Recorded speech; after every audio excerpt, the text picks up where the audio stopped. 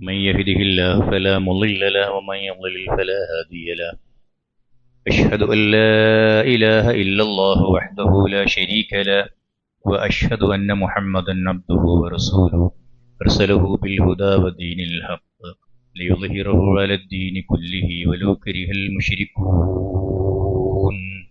اللهم صل على محمد وعلى آل محمد كما صليت على إبراهيم وعلى آل إبراهيم إنك حميد مجيد. اللهم بارك على محمد وعلى آل محمد كما باركت على إبراهيم وعلى آل إبراهيم إنك حميد مجيد. أما بعد فإن خير الكلام كلام الله وخير السنن سنن محمد صلى الله عليه وسلم وشر الأمور محدثاتها وكل محدثة بدعة وكل بدعة ضلالة. أيها الإخوة والأخوات أوصيكم وإياي أولا بتقوى الله. أعوذ بالله السميع العليم من الشيطان الرجيم. يا أيها الذين آمنوا لا تأكلوا أموالكم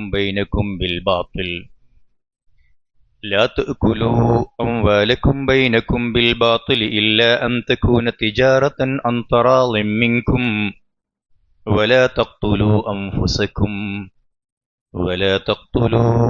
أنفسكم إن الله كان بكم رحيما. സത്യവിശ്വാസികളെ, വിശ്വാസിനികളെ, ജീവിതത്തിൻ്റെ എല്ലാ മേഖലകളിലും അള്ളാഹുവിൻ്റെ നിയമനിർദ്ദേശങ്ങൾ പാലിച്ചുകൊണ്ട് ജീവിതത്തെ അള്ളാഹുവിൻ്റെ നിയമങ്ങൾക്കനുസരിച്ച് ക്രമപ്പെടുത്തണമെന്ന് എന്നെയും നിങ്ങളെയും ഓർമ്മപ്പെടുത്തുകയാണ്. നമ്മുടെ ജീവിതത്തിൻ്റെ എല്ലാ മേഖലകളിലും ഉള്ള നിയമങ്ങൾ അള്ളാഹുവിൻ്റെ മതത്തിലുണ്ട്. അതനുസരിക്കുകയും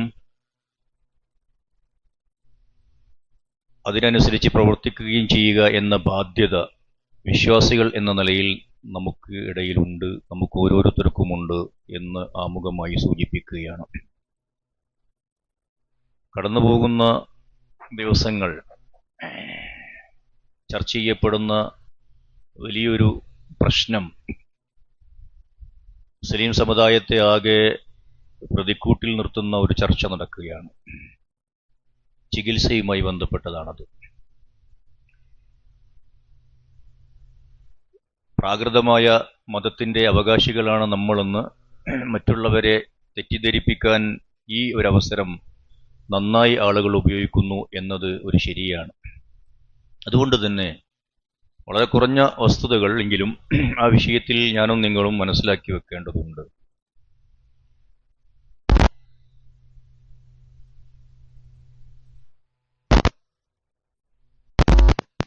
അങ്ങനെയുള്ള ആളുകൾ ഭാഗ്യവാന്മാരാണ്, സൗഭാഗ്യവാന്മാരാണ് എന്ന് റസൂലുള്ളാഹി സ്വല്ലല്ലാഹു അലൈഹി വസല്ലം നമ്മളെ പഠിപ്പിക്കുന്നുമുണ്ട്.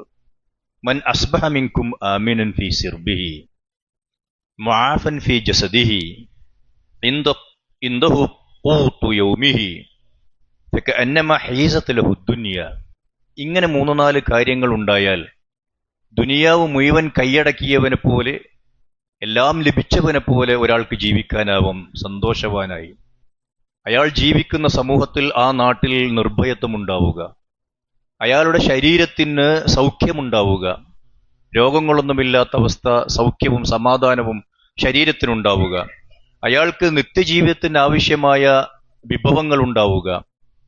അങ്ങനെയുള്ള കുറച്ച് കാര്യങ്ങൾ ഉണ്ടായാൽ അയാൾ ദുനിയാവ് മുഴുവൻ നേടിയെടുത്തവനെ പോലെയാണ്, സൗഭാഗ്യവാനാണ് എന്നാണ് റസൂലുള്ളാഹി പറയുന്നത്. അതിലൊന്നാണ് നമ്മുടെ ശരീരത്തെ രോഗമുക്തമാവുക എന്ന് റസൂലുള്ളാഹി സ്വല്ലല്ലാഹു അലൈഹി വസല്ലം പറഞ്ഞത്. ആഫിയത്തുള്ള ഒരവസ്ഥയിലേക്ക് പോവുക, സൗഖ്യമുണ്ടാവുക. അത് അങ്ങനെയുള്ള ഒരവസ്ഥയിൽ നമ്മളെ സംബന്ധിച്ചിടത്തോളം, ഞാൻ ഓതിവെച്ച ആയത്ത് വിശുദ്ധ ഖുർആനിലെ 4-ാം അധ്യായത്തിൽ സൂറത്തു നിസായിലെ 29 അവിടെ ഒരു ചെറിയ പദമുണ്ട്, വലാ തഖ്തുലു അൻഫുസക്കും. നിങ്ങൾ നിങ്ങളെ തന്നെ കൊന്നുകളയാൻ പാടില്ല. നിങ്ങളുടെ ശരീരത്തെ നിങ്ങളുടെ അശ്രദ്ധ മൂലം, നിങ്ങളുടെ കൊള്ളരുതായ്മ കാരണം നിങ്ങൾ നാശത്തിലേക്ക് തള്ളിവിടരുത്, മരണത്തിലേക്ക് തള്ളിവിടരുത്. അതുകൊണ്ട് തന്നെ മരണം മുമ്പിൽ കണ്ടാൽ ഇസ്ലാമിന്റെ കുറേ വിധികളിൽ അള്ളാഹു സുബ്ഹാനഹു വ തആല ഇളവ് നൽകുന്നുണ്ട്. അത് പിന്നീട് പറയാം. മരിക്കുമെന്ന് തോന്നിയാൽ മരണത്തിൽ നിന്ന് രക്ഷപ്പെടാൻ വേണ്ടി കുറെ അരുതാത്ത കാര്യങ്ങൾ, ഇസ്ലാം വിലക്കിയ കാര്യങ്ങൾ പോലും നമുക്ക് ചെയ്യാമെന്നാണ് ഞാൻ സൂചിപ്പിക്കുന്നത്. രോഗമുണ്ടാകുന്നതിനെ ഒരിക്കലും നെഗറ്റീവായി അള്ളാഹുവിന്റെ മതം കാണുന്നില്ല. നേരത്തെ പറഞ്ഞ ഹദീസിൽ രോഗമില്ലാത്ത ഒരവസ്ഥ കാത്തുസൂക്ഷിക്കുവാൻ വേണ്ടിയുള്ള പ്രേരണയുണ്ടെങ്കിലും രോഗമുണ്ടാവുക എന്നത് ഒരിക്കലും ഒരു മോശമായ കാര്യമായി, ഒരു നെഗറ്റീവായ കാര്യമായി അള്ളാഹുവിന്റെ മതം കണ്ടിട്ടില്ല. അതുകൊണ്ട് തന്നെ അത് ജീവിതത്തിന്റെ ഒരു ഭാഗമാണത് എന്ന് അള്ളാഹുവിന്റെ മതം പറയും നമ്മോട്. ജീവിതത്തിനിടയിൽ അങ്ങനെയൊക്കെ ഉണ്ടാവും. അള്ളാഹു സുബ്ഹാനഹു വ തആല വലനബ്ലുവന്നകും എന്ന് പറഞ്ഞുകൊണ്ട് നമ്മളെ പഠിപ്പിക്കുന്ന ഒരു സംഗതി, വിശ്വാസം പരീക്ഷിക്കപ്പെടാൻ ചിലപ്പോൾ അതൊക്കെ കാരണമാകുന്നുണ്ട്. നമ്മൾ നല്ല വിശ്വാസികളാണോ എന്നറിയാൻ കുറെ പരീക്ഷണങ്ങൾ, ആ പരീക്ഷണങ്ങളുടെ കൂട്ടത്തിൽ ചിലപ്പോൾ രോഗവും ഉണ്ടാവും. ലാ യസാലുൽ ബലാഉ ബിൽ മുഅ്മിൻ അവിൽ മുഅ്മിനത്തി ഫീ ജസദിഹി. സത്യവിശ്വാസിക്കും വിശ്വാസിനിക്കും രോഗമുണ്ടായിക്കൊണ്ടേയിരിക്കും. അതുപോലെ തന്നെ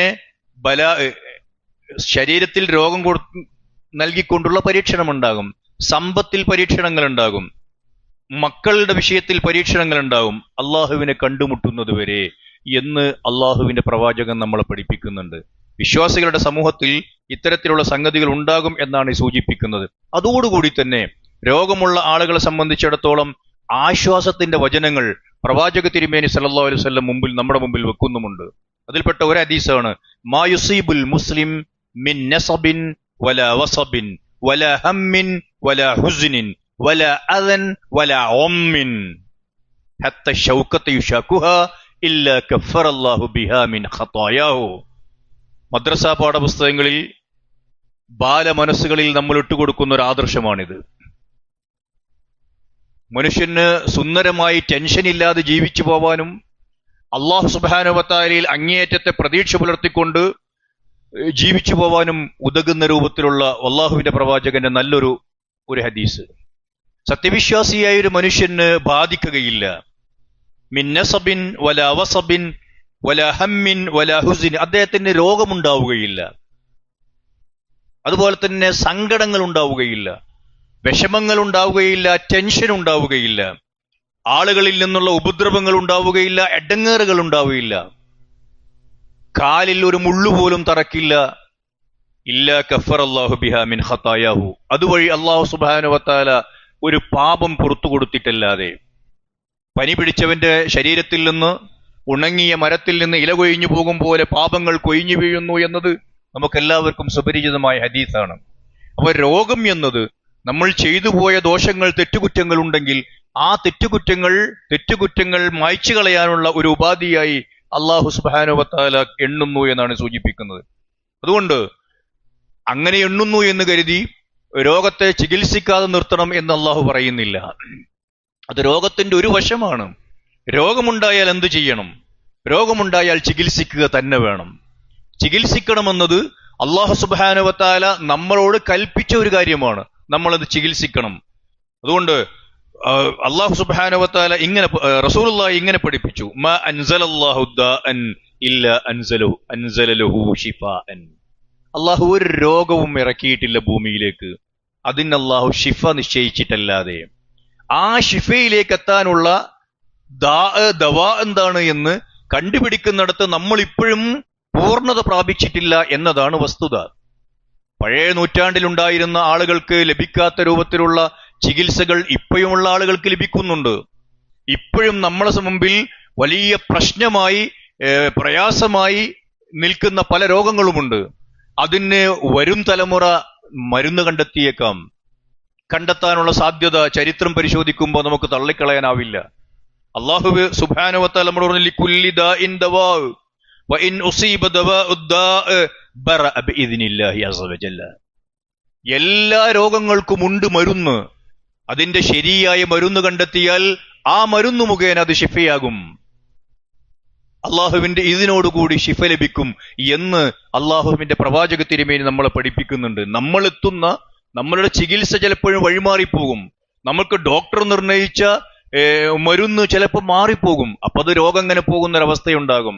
അള്ളാഹുവിന്റെ പ്രവാചകൻ പഠിപ്പിച്ച പോലെ ആ രോഗത്തിന്റെ കൃത്യമായ മരുന്നിലെത്തി അത് നമ്മൾ ആ മരുന്ന് കഴിക്കുന്നതോടുകൂടി ആ രോഗമില്ലാതെയാകും എന്ന് അള്ളാഹുവിന്റെ പ്രവാചക തിരുമേനി നമ്മളെ പഠിപ്പിക്കുന്നു. ഈ ഹദീസ് വെച്ച് ഇബ്നുൽ ഖയ്യിം റഹിമഹുല്ല പറയുന്ന ചില യാഥാർത്ഥ്യങ്ങൾ നമ്മൾ പഠിച്ചു മനസ്സിലാക്കേണ്ടതുണ്ട്. ഒന്ന്, വഫീ ഖൗലിഹി സല്ലല്ലാഹു അലൈഹി വസല്ലം ലികുല്ലി ദാഇൻ ദവാഉൻ എന്ന വാക്കിൽ തഖ്വിയത്തുൽ ലിനഫ്സിൽ മരീദ് വത്തബീബ്, ഇതിൽ രോഗിക്കും ഡോക്ടർക്കും അവരുടെ മനസ്സിനെ പ്രബലപ്പെടുത്താവുന്ന ഒരു പോയിന്റ് ഉണ്ടെന്ന് റസൂലുള്ളാഹി സ്വല്ലല്ലാഹു അലൈഹി വസല്ലം രോഗിയായ മനുഷ്യരെ സംബന്ധിച്ചിടത്തോളം രോഗം വരുന്നതോടുകൂടി ആകെ തളർന്നു പോകണമെന്ന് പറയുന്നില്ല. തളർന്നു പോവരുത്.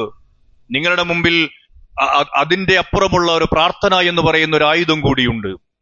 നിങ്ങൾ തളരാതിരിക്കണം. മരുന്നുണ്ട്. ആ മരുന്ന് കിട്ടാവുന്ന അവസ്ഥയിലേക്ക് നമ്മൾ ചെന്നെത്തുമ്പോൾ നമ്മുടെ രോഗം മാറുമെന്ന ഒരു ശുഭാപ്തി വിശ്വാസത്തിൽ വിശ്വാസികളായ ആളുകൾ ജീവിക്കണം. ഇത് കണ്ടെത്തിയിട്ട് ഈ രോഗത്തിന് ഇപ്പോൾ ഞങ്ങളുടെ കയ്യിൽ മരുന്നില്ല. വിശ്വഗ്വരന്മാരായ ആളുകൾ ഈ ഹദീസിൽ നിന്ന് പഠിച്ചെടുക്കേണ്ടത് ഇതിന് മരുന്ന് ദൈവം തമ്പുരാൻ നിശ്ചയിച്ചു വെച്ചിട്ടുണ്ട്. പക്ഷേ നമ്മളുടെ യാത്ര അവിടെ എത്താതെ നിൽക്കുന്നു. നമ്മുടെ പരിശ്രമങ്ങൾ, നമ്മുടെ റിസർച്ചുകൾ ഫലം കണ്ടിട്ടില്ല എന്ന് മനസ്സിലാക്കി തരണം എന്നാണ് ഇതുകൊണ്ട് മനസ്സിലാക്കേണ്ടത്. അതുകൊണ്ട് വഹസ്സു അലാ ത്വലബി ദാലിക ദവാ വതഫ്തീഷ് അലൈഹി, ഇത് കണ്ടെത്താനുള്ള ശ്രമം നടന്നുകൊണ്ടേയിരിക്കണം എന്നാണ് അദ്ദേഹം സൂചിപ്പിക്കുന്നത്.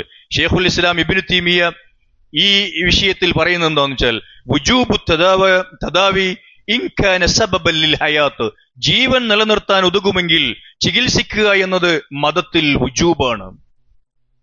എന്ന് പറഞ്ഞാൽ ചികിത്സിക്കുന്നില്ലെങ്കിൽ മരിച്ചു പോകും എന്ന ഘട്ടമാണെങ്കിൽ ചികിത്സിക്കൽ വുജൂബാണ്.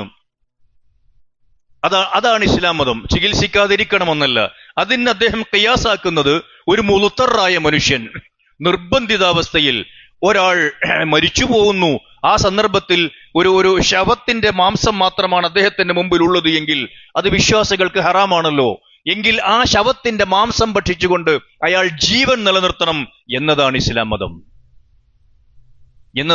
മതം. അതുപോലെ ഒരു ചികിത്സക്ക് പോകുന്ന സ്ഥലത്ത് ഒരുപക്ഷെ നമ്മളിപ്പോ സമുദായത്തിൽ ഒരു വിഭാഗം ചർച്ച ചെയ്തുകൊണ്ടിരിക്കുന്ന പോലെ ഒരുപക്ഷെ ഒരു പുരുഷ ഡോക്ടറുടെ മുമ്പിൽ ചെന്നിരിക്കേണ്ടി വരും. ഒരു പുരുഷ ഡോക്ടർ ഒരുപക്ഷെ സ്ത്രീയായ പേഷ്യന്റിന്റെ കാണാൻ പാടില്ലാത്ത ഭാഗങ്ങൾ കാണാനുള്ള സാധ്യതയുണ്ട് എന്നൊക്കെ പറഞ്ഞിട്ടാണ് പഴയ അവസ്ഥയിലേക്ക് മുസ്ലിം സമുദായത്തെ പലരും തിരിച്ചു വിളിക്കുന്നത്. അദ്ദേഹം പറയുന്നു, ഇതാണ് അദ്ദേഹം ഖിയാസാക്കിയത്, മജ്മൂഉൽ ഫത്താവയിൽ നിന്നാണ് ഞാനിത് ഉദ്ധരിക്കുന്നത്. എന്നിട്ട് അദ്ദേഹം പറയുന്നു, ഈ ചികിത്സയുമായി ബന്ധപ്പെട്ട് 5 ഹുക്കുമുകളാണ് വിശ്വാസികളുടെ മുമ്പിൽ ഉള്ളത്. 1, അത് ഹറാമാണ്. 2, അത് മക്റൂഹാണ്. 3, അത് മുബാഹാണ്. 4, അത് മുസ്തഹബാണ്. 5, അത് വാജിബാണ്. ചികിത്സയുടെ കോലമനുസരിച്ചായിരിക്കും അതൊക്കെ. അപ്പൊ നമ്മളെ സംബന്ധിച്ചിടത്തോളം ഈ ജീവൻ രക്ഷപ്പെടുത്താൻ ആകും എങ്കിൽ ആ വിഷയത്തിൽ അത് വാജിബാണ്. ചികിത്സിക്കാതിരുന്നാൽ ഈ രോഗി മരിച്ചു പോകും എങ്കിൽ ചികിത്സിക്കൽ വാജിബാണ് എന്നിടത്താണ് പണ്ഡിതന്മാരായ ആളുകളുള്ളത്. 4 ഇമാമുകളുള്ളത്, മഹാഭൂരിപക്ഷം പണ്ഡിതന്മാരുമുള്ളത്. ഇമാം മസ്റൂഖ് റഹിമഹുല്ലാ പറഞ്ഞു വെച്ചൊരു വാചകം കുറെ കൂടി നമ്മൾ ആഴത്തിൽ മനസ്സിൽ കുറിച്ചിടേണ്ടതാണ്. ഈ സന്ദർഭത്തിൽ ആളുകളെ പഠിപ്പിക്കേണ്ടതാണ്. മുസ്ലിം സമുദായത്തിന്റെ വിശ്വാസം ഇതാണ്. മുസ്ലിം സമുദായത്തിന്റെ നിലപാട് ഇതാണ്. എന്താണത്? മൻ ഇളതറ ഇല അക്ലിൽ മൈത ഫലം യഅകുൽ ഹത്താ മാത ദഖല അന്നാർ. നിർബന്ധിതാവസ്ഥയിൽ ഞാൻ നേരത്തെ സൂചിപ്പിച്ച പോലെ ശവത്തിന്റെ മാംസം ഭക്ഷിച്ച് അഥവാ ഹറാമായ ഒരു കാര്യം ചെയ്ത് ജീവൻ നിലനിർത്താൻ തയ്യാറാവാതെ മരിച്ചുപോയാൽ അയാൾ കാഫിറായിട്ടാണ് മരിച്ചു പോകുന്നത് എന്ന്. ഇത് തന്നെയാണ് അതിലെ വിധി. ആശുപത്രിയിൽ പോയി ഡോക്ടറുടെ ഒരു ചികിത്സ ലഭിച്ചാൽ ഈ രോഗി മരിക്കും, ലഭിക്കാതിരുന്നാൽ ഈ രോഗി മരിക്കും എന്ന പൂർണ്ണ ബോധ്യമുള്ള ഒരാൾ ആ രോഗിയെ ഹോസ്പിറ്റലിൽ കൊണ്ടുപോവുകയും ചികിത്സിക്കുകയും ചെയ്യുന്നില്ല എങ്കിൽ ഇതാണ് അതിന്റെ ഹുക്കുമ് എന്ന്. ഇതാണ് ഇസ്ലാം മതം. ഇത് പറഞ്ഞ് മുസ്ലിം സമുദായത്തെ കുതിര കയറേണ്ടതില്ല പുറത്തുള്ള ആളുകൾ എന്നാണ് വളരെ വിനീതമായി നമുക്ക് സൂചിപ്പിക്കാനുള്ളത്. ചില പണ്ഡിതന്മാർ പറഞ്ഞത് ഇന്നഹു യജിബു തദാവി ഇദാ ലന്ന നഫ്അഹു, റിസൾട്ടിന്റെ വിഷയത്തിൽ ചികിത്സിച്ചാൽ ഫലം കിട്ടുമോ? പൂർണ്ണമായി ലഭിക്കില്ലെന്ന് ഡോക്ടർമാർ പറയുന്നു. ഊഹമാണ്, അത് ചികിത്സിച്ച് നോക്കാമെന്നേ ഉള്ളൂ. അവിടെയും ചികിത്സിക്കൽ അനിവാര്യമാണ്, വുജൂബാണ് എന്ന് പണ്ഡിതന്മാർ പറയുന്നു. മറ്റൊന്ന് നേരത്തെ പറഞ്ഞ പോലെ അന്നഹു യജിബ് വുജൂബാണ്, ചികിത്സിച്ചിട്ടില്ലെങ്കിൽ മരിച്ചു പോകും എന്ന ഘട്ടം വരുമ്പോൾ. എന്നിട്ട് ഉദാഹരണം പറയുന്നു പണ്ഡിതന്മാരായ ആളുകൾ.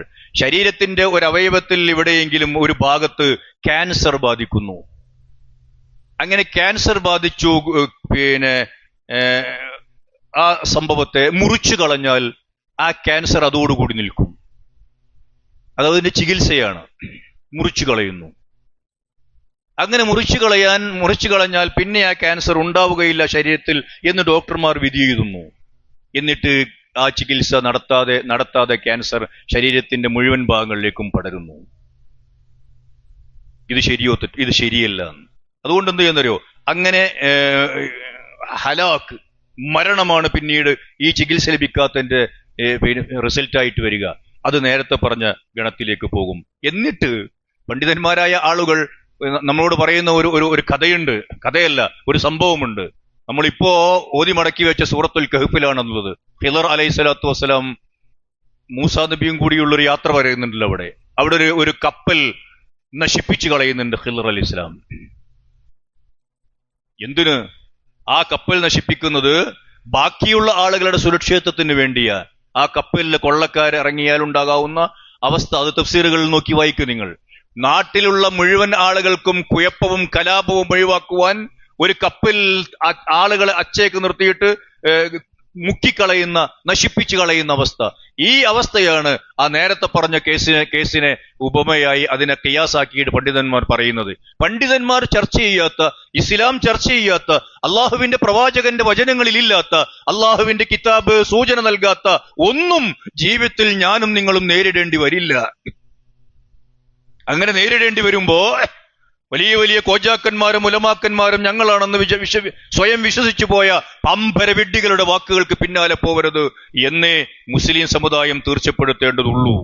അതുകൊണ്ട് ഇത്തരം സന്ദർഭങ്ങളിൽ മരണം സംഭവിച്ചു പോകും എന്നിടത്ത് ചികിത്സിക്കൽ വാജിബാണ്, ചികിത്സിക്കാതിരിക്കുന്നത് കുറ്റം കിട്ടുന്ന കാര്യമാണ്. ഇങ്ങനെയുള്ള കുറെ സംഗതികളാണ് ഈ വിഷയത്തിൽ നമ്മൾ പഠിക്കേണ്ടത്. രണ്ടാമത്തത് നേരത്തെ സൂചിപ്പിച്ച പോലെ റിസൾട്ട് ഉണ്ടാകുമോ ഇല്ല എന്ന കാര്യത്തിൽ നമുക്ക് ആശങ്കയാണ്, ഒരു പൂർണ്ണ ഉറപ്പില്ല. അങ്ങനത്തെ സന്ദർഭത്തിൽ പോലും ഇത് വാജിബാണെന്ന് പണ്ഡിതന്മാർ പറയുന്നു. അങ്ങനത്തെ സന്ദർഭത്തിൽ പോലും നമ്മൾ ശരിക്കും പഠിക്കേണ്ട ഒരു വിഷയമാണ്, ചികിത്സയുമായി ബന്ധപ്പെട്ട് പഠിക്കേണ്ട ഒരു വിഷയമാണ്. മറ്റൊന്ന്, ചികിത്സിച്ചിട്ടും ഫലമില്ല, ചികിത്സിച്ചില്ലെങ്കിലും രണ്ടും കണക്കാണ് എന്ന് പൂർണ്ണ ബോധ്യമുണ്ടെങ്കിൽ പിന്നെ ചികിത്സിക്കാതിരിക്കലാണ് അഫ്ളൽ എന്ന് പണ്ഡിതന്മാരായ ആളുകൾക്ക് അഭിപ്രായമുണ്ട്. ഒരു രക്ഷയുമില്ല, ചികിത്സ എന്തായാലും ഫലിക്കില്ല എന്ന് പറഞ്ഞാൽ പിന്നെ ചികിത്സ നിർത്തുന്നതിൽ കുഴപ്പമില്ല, ചികിത്സിക്കാതിരിക്കലാണ് നല്ലത്. ഇവിടെ ചികിത്സ നടത്തുന്നത് അള്ളാഹുവിൻ്റെയോടുള്ള തവക്കുലിന് എതിരല്ലേ എന്ന് വലിയ വായിൽ ചോദിക്കുന്ന ആളുകളുണ്ട്. തവക്കുലല്ലേ ചെയ്യേണ്ടത് എന്ന് പ്രവാചക തിരുമേനി സല്ലല്ലാഹു അലൈഹി വസല്ലം ഇപ്പറഞ്ഞ അവസാനത്തെ വിധിക്ക് തെളിവായി പണ്ഡിതന്മാരെടുക്കുന്ന ഭാഗം ഏതാണെന്നറിയോ? റസൂലുള്ളാഹി സ്വല്ലല്ലാഹു അലൈഹി വസല്ലമയുടെ അടുത്ത് ഒരു സ്ത്രീ വന്നു. എന്നിട്ട് അതിന്റെ ഒരു രോഗത്തെക്കുറിച്ച് ഇങ്ങനെ പറഞ്ഞു. പ്രവാചക തിരുമേനി സല്ലല്ലാഹു അലൈഹി വസല്ലം അതിനോട് ക്ഷമിക്കാൻ ആവശ്യപ്പെട്ട ഒരു കഥയുണ്ട്. അതാണ്, ആ രോഗത്തിന് അന്ന് ചികിത്സയില്ല. പ്രവാചകനെ അവിടത്തെ രോഗത്തിന് അറേബ്യയിൽ കിട്ടാവുന്ന വലിയ വിശുദ്ധരന്മാർ വന്ന് ചികിത്സിച്ചതിന് ഹദീസ് ഉണ്ടല്ലോ. പ്രവാചക തിരുമേനി സല്ലല്ലാഹു അലൈഹി വസല്ലം സഹാബത്തിന് മരുന്നുണ്ടാക്കി കൊടുത്തിട്ട് അവരെ കുടിപ്പിച്ചതിന് ഹദീസ് ഉണ്ടല്ലോ. പ്രവാചകന്റെ പള്ളിയിൽ ഖൈമ കെട്ടിയിട്ട് ഒരു ക്ലിനിക്ക് പോലെ സഹോദരിമാരായ ആളുകൾ റുഫൈദയും കൂട്ടരും എന്താ പറയാ പുരുഷന്മാരായ സഹാബത്തിനെ ചികിത്സിച്ചതിന് ഹദീസ് ഉണ്ടല്ലോ. പിന്നെ എവിടുന്നാണ് ഈ ആളുകൾ മറ്റുള്ള സംഗതികൾ ഉണ്ടാക്കുന്നതെന്ന് അറിയില്ല.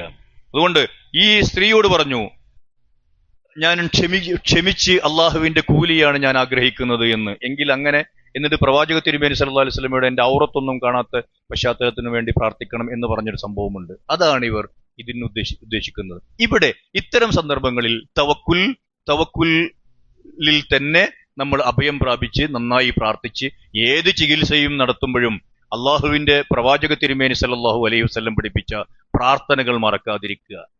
ആ പ്രാർത്ഥനകൾ ഇതിന്റെ കൂടെ തന്നെ ഉണ്ടാവണം. അള്ളാഹു ആണല്ലോ രോഗം സുഖപ്പെടുത്തുന്നത്. ഇഷ്ഫി അന്ത ഷാഫി ലാ ഷിഫാ ഇല്ലാ ഷിഫാവുക ഷിഫാഅൻ ലാ യുആദിറു സഖമ എന്ന എല്ലാവർക്കും കാണാതറിയാവുന്ന പ്രാർത്ഥന നിർത്തിവെച്ചുകൊണ്ട് മരുന്നിനെ മാത്രം ആശ്രയിക്കുന്നില്ല വിശ്വാസികൾ അതിന്റെ ഭൗതികമായ രൂപമായ ചികിത്സ നടത്തുന്നു, അള്ളാഹുവോട് പ്രാർത്ഥിക്കുകയും ചെയ്യുന്നു എന്നതാണ് ശരി. അതുകൊണ്ട് വിശ്വാസികളുടെ തവക്കുലിന് ചികിത്സ എതിരാകുന്നില്ല എന്നാണ് നോക്കേണ്ടത്. വിശ്വാസികൾക്ക് സംബന്ധിച്ചിടത്തോളം ക്ഷമിക്കുന്നതിന് കൂലിയുണ്ട്. അജബൻ ലി അംരിൽ മുഅ്മിൻ. സത്യവിശ്വാസിക്ക് മാത്രമാണ് വല്ലാത്ത ഈ അത്ഭുതമുള്ളത്. എന്താ അത്ഭുതം? അയാൾക്ക് എല്ലാം ഖൈറാണ്. ജീവിതത്തിൽ വിഷമങ്ങളും പ്രയാസങ്ങളും ഉണ്ടാകുമ്പോ അതിനെ സഹിക്കുകയും ക്ഷമിക്കുകയും ചെയ്താൽ കൂലി കിട്ടും. അള്ളാഹു അനുഗ്രഹങ്ങൾ വാരിക്കോരി നൽകുമ്പോ അതിന് ശുക്ർ ചെയ്താലും കൂലി കിട്ടും. ഈ ഒരവസ്ഥ സത്യവിശ്വാസികൾക്ക് മാത്രമുള്ളതാകുന്നു എന്ന് പറയുന്നു. അതുകൊണ്ട് നമ്മളെ സംബന്ധിച്ചിടത്തോളം ചികിത്സയുടെ വിഷയത്തിൽ ഇസ്ലാമിൽ അങ്കലാപ്പില്ല, നിർദ്ദേശങ്ങൾ നൽകാത്തതില്ല. കൃത്യവും വ്യക്തവുമാണ് രോഗമുണ്ടായാൽ ചികിത്സിക്കണമെന്നത്. അങ്ങനെ ചികിത്സിക്കണം എന്നത് വിശ്വാസികളായ ആളുകളുടെ ഒരു ഈമാനിന്റെ ഭാഗവും കൂടിയാണ് എന്ന് നമ്മൾ പ്രത്യേകം മനസ്സിലാക്കുക. ബാക്കിയുള്ള ഭാഗങ്ങളും സംഗതികളുമൊക്കെ നടക്കുന്നവരങ്ങനെ നടത്തട്ടെ. പക്ഷെ അവിടെയും നമ്മുടെ വിഷയത്തിൽ നമ്മളെ സംബന്ധിച്ചിടത്തോളം ഈ കൃത്യമായ ഒരു നിലപാടിൽ ഉറച്ചു നിൽക്കാനാവണം. അള്ളാഹു സഹായിക്കുമാറാവട്ടെ.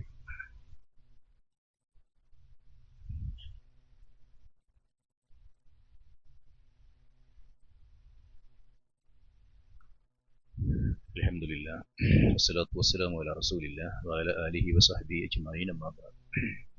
അയ്യുഹൽ ഇഖ്വാ വൽ അഖവാത്ത് ഊസീകും വഇയ്യായ സാനിയം ബിത്തഖ്വല്ലാഹ്. സഹോദരന്മാരെ, സഹോദരികളെ, ജീവിതത്തിന്റെ എല്ലാ മേഖലകളിലും അള്ളാഹുവും അള്ളാഹുവിന്റെ പ്രവാചകനും എന്തു പറഞ്ഞു എന്ന് പഠിക്കുകയും അതനുസരിച്ച് പ്രവർത്തിക്കുകയും ചെയ്യാനുള്ള ഒരു ആർജവം കാണിക്കണമെന്ന് എന്നോടും നിങ്ങളോടും ഒന്നുകൂടി ഉണർത്തുകയാണ്. ചർച്ച ചെയ്യപ്പെട്ടുകൊണ്ടിരിക്കുന്ന വിഷയം ഹോസ്പിറ്റലിലേക്ക് കൊണ്ടുപോവാതെ ഒരു സ്ത്രീയെ പ്രസവത്തിന്റെ സന്ദർഭത്തിൽ ഭർത്താവ് മരിപ്പിച്ചു എന്നതാണ്. അതാണോ പദം, കൊന്നു എന്നതാണോ പദം എന്നത് രണ്ടും പ്രയോഗിക്കാം. ഇതാണ് നമ്മുടെ പ്രതിക്കൂട്ടിൽ നിർത്തുന്ന ഒരു സംഗതിയായി നിൽക്കുന്നത്. ഗർഭവും പ്രസവവും ഒക്കെ രോഗമാണോ എന്നാണ് അപ്പം ചോദ്യം. അല്ല, ഗർഭം രോഗമല്ല, പ്രസവം രോഗമല്ല, സമ്മതിക്കുന്നു. പക്ഷെ അങ്ങനെ സമ്മതിക്കുമ്പോഴും ഒട്ടേറെ കോംപ്ലിക്കേഷൻസ് ഉള്ള ഒരു പ്രക്രിയയായി ഈ ഗർഭധാരണം ഇങ്ങനെ നടക്കുകയാണ്. അങ്ങനെ തന്നെയാണ് അതിനെ വിശുദ്ധ ഖുർആനും പറഞ്ഞത്. ഈ ഖുർഹ് എന്നൊരു വാക്ക് പ്രയോഗിച്ചിട്ടുണ്ട് ഇവിടെ. ഹമലത്തുഹു ഖുർഹൻ വളഅതുഹു ഖുർഹൻ. അപ്പൊ അങ്ങനെയുള്ള ഒരു അവസ്ഥയിൽ വസൈനൽ ഇൻസാന ബിവാലിദൈഹി ഇഹ്സാന ഹമലത്തുഹു ഉമ്മുഹു ഖുർഹൻ വളഅതുഹു ഖുർഹൻ. അതാ പറഞ്ഞത്. വളരെ പ്രയാസങ്ങൾ സഹിച്ച് ഒരുപാട് കോംപ്ലിക്കേഷൻസ് അതിലുണ്ട് എന്ന് ആ വാക്ക് സൂചിപ്പിക്കുന്നുണ്ട്. അങ്ങനെ ഉണ്ടാകുമ്പോൾ നമ്മളെ സംബന്ധിച്ചിടത്തോളം ഈ സങ്കീർണതകൾക്ക് ലഘൂകരണം കിട്ടാൻ ഒരു നല്ല ഗൈനക്കോളജിസ്റ്റിന്റെ നിർദ്ദേശവും സഹായവും സാമീപ്യവും നല്ലതാണ്. അക്കാര്യത്തിൽ ആർക്കും തർക്കമൊന്നുമില്ല. മനസ്സമാധാനവും ധൈര്യവും വേണ്ടുവോളമുള്ള ഗർഭകാലഘട്ടത്തിൽ ഇങ്ങനെ ഒരു കേന്ദ്രങ്ങളിൽ പോയി വരുമ്പോൾ ആ കുട്ടിക്കുണ്ടാകുന്ന, ആ സ്ത്രീക്കുണ്ടാകുന്ന, ആ സഹോദരിക്കുണ്ടാകാവുന്ന മനസ്സമാധാനത്തെ വില കുറച്ച് കണ്ടുകൂടൂ. അതുകൊണ്ട് ആ ഉപദേശ നിർദ്ദേശങ്ങൾ നൽകാനാണ് ഈ പോകുന്നത്. അതിനെ നമ്മൾ ചികിത്സ എന്ന് വിളിക്കുന്നു എന്നേ ഉള്ളൂ. അത് മാത്രവുമല്ല, പിന്നെ നമ്മൾ മനസ്സിലാക്കേണ്ട വളരെ പ്രധാനപ്പെട്ട ഒരു ഘടകം വളഅതുഹു ഖുർഹൻ എന്ന ചെറിയൊരു ഒരു പ്രസവം എന്ന് പറയുന്ന സംഗതിയോട് ചേർത്ത് പറഞ്ഞ വാക്കുണ്ടല്ലോ. ഇത് മനുഷ്യന് സഹിക്കാൻ പറ്റാവുന്ന പരമാവധി വേദന എന്ന് പറയുന്നത് 45 ഡെല്ലാണെന്നാണ്. ഈ 45 ഡെല്ലാണ് വേദന അളക്കുന്ന യൂണിറ്റ്. ഈ 45ഉം കടന്നുപോയി ശരീരത്തിലെ 20 അസ്ഥികൾ ഒരുമിച്ച് പൊട്ടുമ്പോഴുണ്ടാകാവുന്ന വേദന, അഥവാ 57 ഡെൽ വേദന ഒരു സഹോദരി സഹിച്ചുകൊണ്ടാണ് ഒരു പ്രസവം നടക്കുന്നത്. വല്ലാതെ പേടിക്കേണ്ട ഒരു സന്ദർഭം തന്നെയാണത്. ആ ഭയമാണ് കൂടെ നിൽക്കുന്ന വീട്ടിലുള്ള ഓരോരുത്തരെയും ടെൻഷന്റെ മുൾമുനയിൽ നിർത്തുന്ന ആ ഒരു പ്രക്രിയ. ആ പ്രക്രിയക്ക് കുറച്ചും കൂടി സുരക്ഷിതമായൊരു താവളത്തിലാകുന്നതിനെ വിമർശിക്കുന്നത് എന്തിന്? അത് ഇസ്ലാമിൽ വുജൂബൊന്നുമല്ല. പക്ഷേ വിമർശിക്കുന്നത് എന്തിന്? അതിന് നേരത്തെ പറഞ്ഞ രൂപത്തിലുള്ള ഒരുപാട് ഇഷ്കാലുകൾ ഉണ്ടാക്കുന്നൊരവസ്ഥയും ചികിത്സ നിഷേധിക്കുന്നത് അന്ധവിശ്വാസത്തിന്റെ ഭാഗമാകുന്നതാണ് വലിയ പ്രശ്നം. വലിയ പ്രശ്നം അന്ധവിശ്വാസത്തിന്റെ ഭാഗമാകുന്നതാണ്. ഈ അന്ധവിശ്വാസത്തിന്റെ ഭാഗം കുറെ കാലം നമ്മുടെ മാതാക്കൾ അനുഭവിച്ചതാ. പ്രസവവുമായി ബന്ധപ്പെട്ടുള്ള ഒരുപാട് പ്രശ്നങ്ങൾ. പ്രസവവേദന ഇളകിയാൽ മുല്ലാക്ക് എഴുതി കൊടുക്കുന്ന, പിഞ്ഞാണത്തിൽ എഴുതി കൊടുക്കുന്ന സംഗതി കലക്കി കുടിക്കുന്ന കാലഘട്ടം നമുക്കോർമ്മയുണ്ടല്ലോ. നമ്മുടെ ഉമ്മമാർക്കൊക്കെ ഈ സാധനം വാങ്ങിക്കൊണ്ടു കൊടുത്ത്. എന്നിട്ട് അവിടെ കുറെ സ്ത്രീകൾ, നാട്ടിലെ കുറെ ഇതിനെന്നും പോകുന്ന കുറെ സ്ത്രീകൾ ഉണ്ടാകും. അവരെന്തിനാ പോകുന്ന അറിയോ? ബിസ്മിയും ഹംദും സലാത്തും നൽ സലാമും മുന്നേ ബിള്ളി നേഫീസത്ത് മാല ഞാൻ തുടങ്ങിയിടുന്നേ എന്ന് തുടങ്ങുന്ന ഒരു മാലയുണ്ട് സബീനയിൽ. അതിങ്ങനെ പാടാൻ മാത്രവും പോരാ. ഏറെ മീഗന്തുള്ള പേറ്റുവരുത്തത്തിൽ ഇന്ത്യ സഹാബികൾ പേരീനെ ചൊല്ലൂതൂകിൽ കുറിമുടിയും മൂനം പള്ളു തന്നിന്ന് കുട്ടി പിറക്കലിൽ എല്ലാ ശക്ക് എന്നോവർ. ഇതായിരുന്നു ഒരു കാലഘട്ടം. ആ കാലഘട്ടത്തെ നമ്മൾ മാറ്റി മറിച്ചതാണ്. ഒരു നവോത്ഥാന സംരംഭങ്ങളുടെ ഒരു പ്രസ്ഥാനം പടയോട്ടം നടത്തിയിട്ട് അങ്ങനെയുള്ള ഒരു അവസ്ഥയിലേക്ക് ഈ സമൂഹത്തെ പിന്നെയും തിരിച്ചു കൊണ്ടുപോവുകയാണ്. ശൈത്താന്മാരുടെ പേര് പറഞ്ഞു ഓരോ രോഗങ്ങൾക്കും ഓരോ ശൈത്താന്റെ പേരിൽ ഇങ്ങനെ ഇയാളാണ് അതുണ്ടാക്കുന്നത് എന്ന് പറഞ്ഞിട്ടുണ്ട്. വസൂരി കുരുപ്പ് ചെകുത്താനും, അപസ്മാരം കുട്ടിച്ചെകുത്താനും, കോളറ തട്ടുചെകുത്താനും, അങ്ങനെ ഓരോ ചെകുത്താന്മാർക്ക് വീതിച്ചു കൊടുക്കുകയും എന്നിട്ട് അവരാണതുണ്ടാക്കുകയും ചെയ്തിരുന്ന വല്ലാത്തൊരു ഭീതി ഈ മുസ്ലിം പച്ചപ്പാവങ്ങളിൽ ചെലുത്തിയിട്ട് അതിന്റെ പരിഹാരം ഞങ്ങളുടെ കേന്ദ്രങ്ങളിൽ വന്ന് അതിനെ അടിച്ചിറക്കലും ആട്ടിയിറക്കലും ഒക്കെയാണ് എന്ന് വരുത്തി തീർത്ത് ഈ ആളുകളെ വല്ലാതെ പീഡിപ്പിച്ചിരുന്ന ഒരു കാലഘട്ടം കഴിഞ്ഞുപോയിട്ടുണ്ട്. വല്ലാതെ ദൂരെയൊന്നുമല്ല, ഒരു 60 കൊല്ലത്തിനപ്പുറമുള്ള കഥയാണിത്. പാത്തും പതുങ്ങിയും അതൊരു 10-30 കൊല്ലം വരെ, കഴിഞ്ഞ 10-30 കൊല്ലം വരെ ഈ മുസ്ലിം കേരളത്തിലുണ്ട്. അതാണ് നമ്മൾ ഇല്ലാതെയാക്കിയത്. രോഗം വരാനുള്ള കാരണങ്ങൾ എന്താണെന്ന് മുസ്ലിം സമൂഹത്തെ പഠിപ്പിച്ചു നമ്മൾ. രോഗം വരാനുള്ള കാരണങ്ങൾ ഇന്ന കാരണങ്ങളൊക്കെയാണ്. അങ്ങനെ രോഗം വന്നാൽ ചികിത്സിക്കണമെന്ന് പറഞ്ഞു. രോഗാണു അതിന് കാരണമാകും, അമിതമായ ഭക്ഷണം അതിന് കാരണമാകും, വിഷാംശം ശരീരത്തിന് കാരണമാകും എന്നൊക്കെ നമ്മൾ പഠിപ്പിച്ചു. ഭക്ഷണപാനീയങ്ങൾ, ശാരീരികമായ ദോഷങ്ങൾ, വ്യായാമക്കുറവ്, വിറ്റാമിന്റെ കുറവുകൾ, ഇതുകൊണ്ടൊക്കെ മനുഷ്യന് രോഗമുണ്ടാവാം എന്ന് പഠിപ്പിച്ചവരാണ് മുസ്ലിം കേരളത്തിലെ നവോത്ഥാന നായകന്മാരായ ആളുകൾ. അവർ പിശാചിലേക്ക് ചേർത്തി പറഞ്ഞതിനെ തള്ളിപ്പറഞ്ഞു.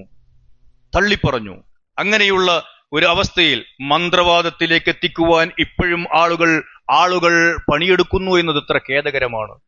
എന്തിനാണാവോ ഒരു പുരോഹിതൻ 4 വർഷക്കാലം ഒരു ഗർഭസ്ഥ ശിശു ഒരു മാതാവിന്റെ വയറ്റിലുണ്ടാകുമെന്ന് കാച്ചിയത്?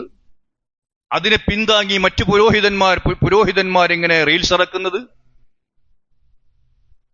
അങ്ങനെയുള്ള സംശയം നിലനിൽക്കെ മറ്റൊരു പുരോഹിതൻ ഈ ജിന്നിറക്കലും അതുമായി ബന്ധപ്പെട്ട സംഗതികളും നന്നായി പഠിച്ചറിഞ്ഞ മറ്റൊരു പുരോഹിതൻ കൃത്യമായി കേരളത്തോട് പറഞ്ഞു. എന്തു പറഞ്ഞു എന്നറിയോ? അത്തരം കേന്ദ്രങ്ങളിലൊക്കെ അവസാനം ആ സഹോദരി പീഡിപ്പിക്കപ്പെടുന്ന പശ്ചാത്തലമുണ്ട് എന്ന്. അടച്ചിട്ട റൂമുകളിലെ ഈ എന്താ പറയാ കാട്ടിക്കൂട്ടലുകൾ അനാശാസത്തിലേക്ക് എത്തിക്കുന്നുണ്ട് 100% and above എന്ന് തീർത്തു പറഞ്ഞു. അപ്പോഴാണ് എന്തിനാണ് ഇത് പറഞ്ഞതെന്ന് മനസ്സിലാകുന്നത്. പ്രവാസികളുടെ ഭാര്യമാർ, വിധവകളായ സഹോദരിമാരൊക്കെ ഈ ചികിത്സക്ക് പോകുമ്പോ ഇത് ഇപ്പറഞ്ഞൊരു സ്റ്റേജിലേക്ക് എത്തിപ്പെട്ടാൽ അതിന് ന്യായീകരണം കണ്ടെത്തുകയാണ് ഈ ആളുകൾ എന്നാണ് നമ്മൾ മനസ്സിലാക്കേണ്ടത്. വളരെ ഖേദകരമായ അവസ്ഥ, സങ്കടകരമായ മറ്റൊരവസ്ഥ. ഇതിനോട് ചേർത്ത് പറയേണ്ടത് എന്താണെന്ന് ചോദിച്ചാൽ, ഒരു നവോത്ഥാന പ്രസ്ഥാനത്തിന്റെ 1 നൂറ്റാണ്ട് കാലത്തെ പ്രവർത്തനത്തിന്റെ ഭാഗമായി ഈ അന്ധവിശ്വാസങ്ങൾ നിർമ്മാർജ്ജനം ചെയ്യാൻ സാധിച്ചു നമ്മൾ. പക്ഷേ അത് രണ്ടാമത് തിരിച്ചു വരാൻ വഴിയൊരുക്കുന്നത് നവോത്ഥാന പ്രസ്ഥാനത്തിന്റെ നേരവകാശികൾ എന്ന് പറയപ്പെടുന്ന പലരുടെയും നാവിൽ നിന്ന് കേൾക്കുന്ന അപശബ്ദങ്ങളാണ് എന്നത് മറച്ചു വെച്ചിട്ട് കാര്യമില്ല. പിശാചിന്റെ കൂട്ടരായ ആളുകൾ മനുഷ്യന്റെ കോലത്തിൽ പ്രത്യക്ഷപ്പെടുമെന്നും മരിച്ചുപോയ ആളുകളുടെ കൂട്ടത്തിൽ വരുമെന്നും, അഥവാ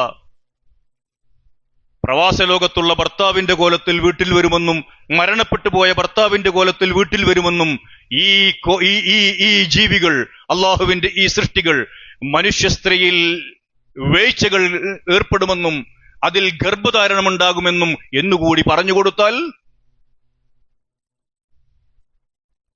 ഖേദകരമായ വസ്തുതയായി ഈ സംഭവം നിലനിൽക്കുന്നു. എന്താണോ അള്ളാഹുവിന്റെ കിതാബും അള്ളാഹുവിന്റെ പ്രവാചകന്റെ സുന്നത്തും നമ്മളെ പറഞ്ഞു പഠിപ്പിച്ചത്, അവിടെ നിൽക്കാൻ കഴിയാത്ത അവസ്ഥ വിശ്വാസികളായ ആളുകൾക്ക്, മുജാഹിദുകൾക്കുണ്ടായിക്കൂടാ എന്ന് ഗൗരവബുദ്ധിയ സൂചിപ്പിക്കാൻ. മാ കാന ലി അലൈക്കും മിൻ സുൽത്താൻ ഇല്ലാ അൻ ദഅഉതുകും ഫസ്തജബ്തും ലീ. ഇതാണുണ്ടായത്, ഇതേ എനിക്ക് കഴിയുമായിരുന്നുള്ളൂ. ഞാൻ നിങ്ങളെ തെറ്റിലേക്ക് ക്ഷണിക്കുകയും നിങ്ങൾ ചെയ്യുന്ന വേണ്ടാത്തരങ്ങൾ അലങ്കൃതമായി കാണിച്ചു തരികയും ചെയ്യുക എന്നതല്ലാതെ അതിനപ്പുറത്ത് നിങ്ങളിൽ ഒരു സ്വാധീനവും ചെലുത്താൻ എനിക്കാകുമായിരുന്നില്ല എന്ന് പിശാച് പറയുന്നതായി അള്ളാഹുവിന്റെ കിതാബാണ് നമ്മളെ പഠിപ്പിക്കുന്ന സംഗതികൾ. അതുകൊണ്ട് രോഗം വരുന്നതും സുഖപ്പെടുത്തുന്നതുമൊക്കെ അള്ളാഹുവിന്റെ വിധിയനുസരിച്ച് മാത്രമാണ് എന്ന് വിശ്വാസികൾ നന്നായി